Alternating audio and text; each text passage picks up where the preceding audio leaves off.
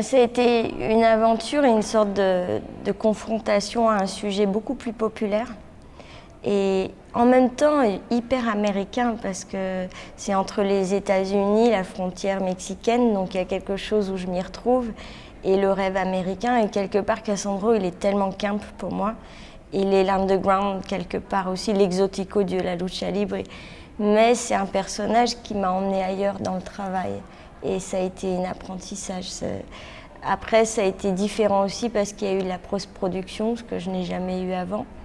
Donc, il y a eu une autre approche. Et puis, avec le montage, comme je disais, quelque chose de plus linéaire. Et c'est aussi un des seuls films où je suis vraiment dedans aussi, quelque part. Ce qui est quand même nouveau pour moi. Dans le sens où j'ai essayé de m'effacer. Puis à un moment, on s'est rendu compte avec elle que ça tenait pas le film sans la relation entre nous deux. D'où l'arrivée du Skype, toutes ces choses-là. Donc je pense que ça parle pas mal de moi aussi. Et ça, c'est pas toujours évident. Et puis il faut garder cette grâce et cet équilibre qui tombe pas dans le pathos aussi, que j'espère on a réussi.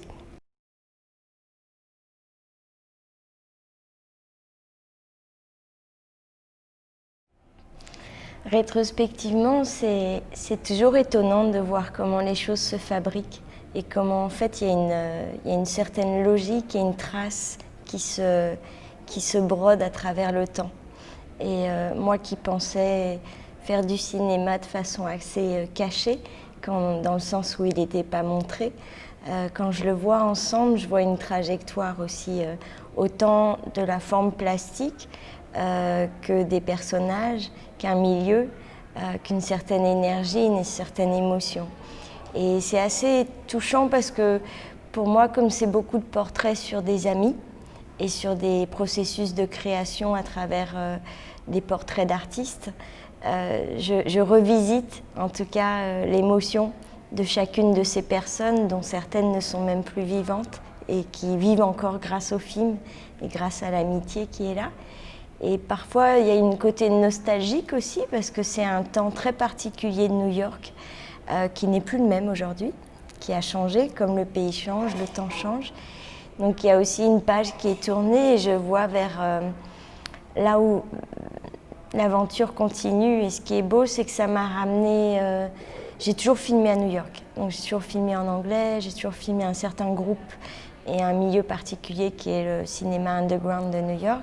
Et d'un seul coup, en venant en Europe, c'est la première fois que j'ai une rencontre avec une productrice et avec un monde de la production, mais qui a su respecter et garder tout ce que je suis, d'où je viens et comment je fais les films en filmant seule, en n'ayant pas d'équipe sur les tournages, mais avec la beauté d'être entourée. Donc en tout cas, d'avoir un rapport au dialogue, au retour, à l'accompagnement. Et un petit peu plus d'argent, même si je continue à travailler complètement à côté et que le film a encore pris 7 ans à se faire. Et la belle rencontre pour moi, ça a été cette équipe-là et le travail de montage avec Aël Dallier-Vega, parce que c'est la première fois que je travaillais avec une monteuse. Et je pensais que je pourrais jamais donner mes rushs à quelqu'un, dans le sens où c'est tellement personnel, il y a 7 ans de dialogue, d'histoire, c'est de la couture pour remonter tout ça. Et à elle, la rencontre sans connaître qui elle était vraiment, en rencontrant dans une rencontre, a su mener, et j'ai beaucoup appris sur quelque chose de plus linéaire, raconter à travers des rushs que j'aurais mises de côté, que j'aurais cachées. Une façon de raconter l'histoire tout en restant totalement fidèle à qui je suis et mon rapport à mon cinéma et au collage, tout en ayant une compagne de travail et maintenant qui m'est bien...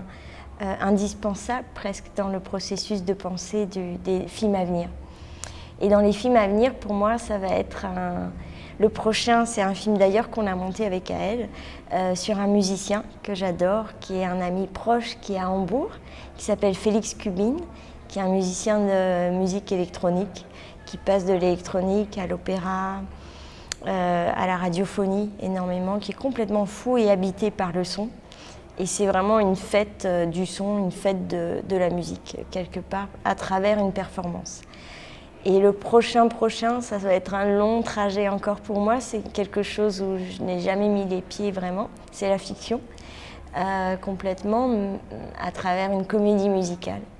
Voilà. Mais j'aimerais garder une base d'amis dedans, parce que je ne sais pas travailler avec des acteurs et des dialogues. Donc j'aimerais garder une sorte d'inspiration du quotidien et de la personnalité de chacune de ses amis, des musiciens et autres, pour me baser sur une sorte de conte de fées chanté que je vais écrire grâce au travail d'Antoine Barraud, avec qui on va travailler.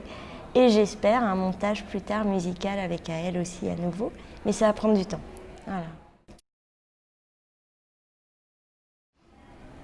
J'ai pas du tout cette prétention en tout cas, donc je sais pas trop y répondre. Je sais juste que, comme je l'ai fait avec instinct et sans avoir suivi d'école de cinéma, je pense que c'est mon école du cinéma, elle vient un peu du ventre et du cœur.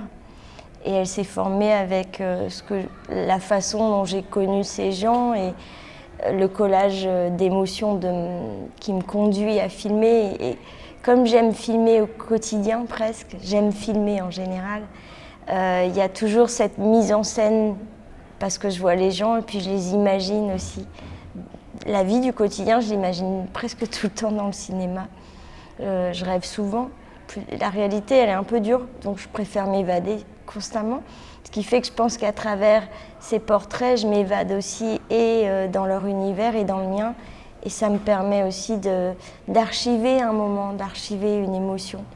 Et essayer de leur donner aussi une sorte de cadeau, de grandeur aussi pour eux. Donc je pense qu'avec le temps, ça archive aussi un certain temps d'art, de période de création et de trajectoire. Après, dans le monde du documentaire, j'en sais rien parce qu'il y a tellement de films documentaires que j'aime qui sont parfois même à l'opposé les uns des autres, qui sont incroyablement inventifs. Donc je ne sais pas où moi, je ne peux pas trop parler de moi, je pense que je préfère laisser les autres en parler.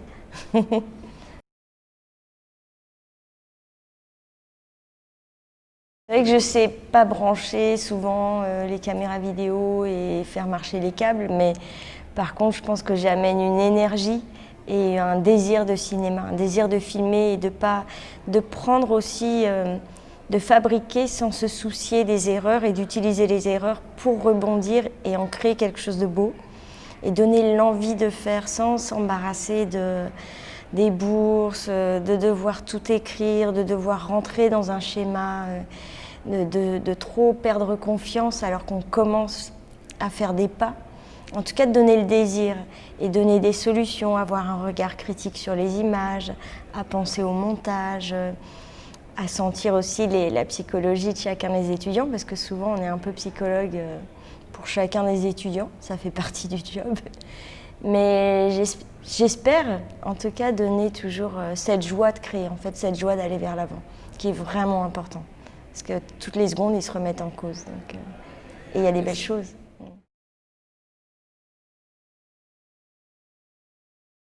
Ils sont tellement liés et souvent, la joie ne vient jamais sans une profonde expérience de la douleur ou de la tristesse ou de la nostalgie. Peu importe comment on la définit, on la ressent. Mais je pense que la joie, elle vient de ça. Et la liberté, en tout cas, elle n'est jamais sans prix. Et c'est ça que ce soit la liberté physique, morale, la liberté de création, de fabrication même de chaque chose. Et la liberté, elle coûte quelque chose. Mais ce qui est beau, c'est d'essayer, en tout cas, d'aller jusqu'au bout de ce qu'on peut, d'ouvrir des portes, en tout cas, vers ces libertés, où chacun peut trouver peut-être une sorte de liberté pour chacun. En tout cas, d'être généreux. Et être généreux dans le cinéma, je pense que c'est une forme de liberté aussi. Mais c'est que des tensions. Et c'est ces tensions qui créent, je pense, cette fabrication assez complexe de ce qu'on appelle la joie ou la célébration. Parce que souvent, je trouve qu'on définit pas mal le cinéma drôle ou joyeux, un peu comme du cinéma léger, ou à mettre pas assez sérieux, où on ne prend pas les gens au sérieux. Alors je pense qu'un des cinémas les plus difficiles à faire, c'est souvent, ou des comédies, où le rire passe à travers des moments tragiques, où l'absurde est là. Et ça, c'est, je pense, la chose la plus difficile à construire, ou à apporter, ou faire répondre les autres, en tout cas, réagir sur un public. Mais j'ai eu la chance de juste me promener et peut-être aujourd'hui traverser un truc assez étrange qui était les catacombes des Capucines, qui était presque comme une performance théâtrale de la mort. Et beaucoup d'expressions de tableaux comme Munch, que je me suis presque fait un trip d'animation dans la tête, quoi, enfin, d'émotion. Donc je crois que c'est assez fort, j'ai du mal à en parler. Et à côté de ça, ce matin, j'ai vu un tableau dingue qui était le triomphe de la mort dans le Palazzo dei Catellini, je crois. Et je me rends compte au-dessus de cette lumière ensoleillée, de la beauté des fruits et des gens, il y a cette force de la mort qui est représentée comme les triomphes de beauté, de peinture ou de sculpture, quoi. Et ça m'a assez frappée aujourd'hui. Ouais, c'est peut-être étrange hein, comme mot de fin, mais ça va avec le cinéma en tout cas.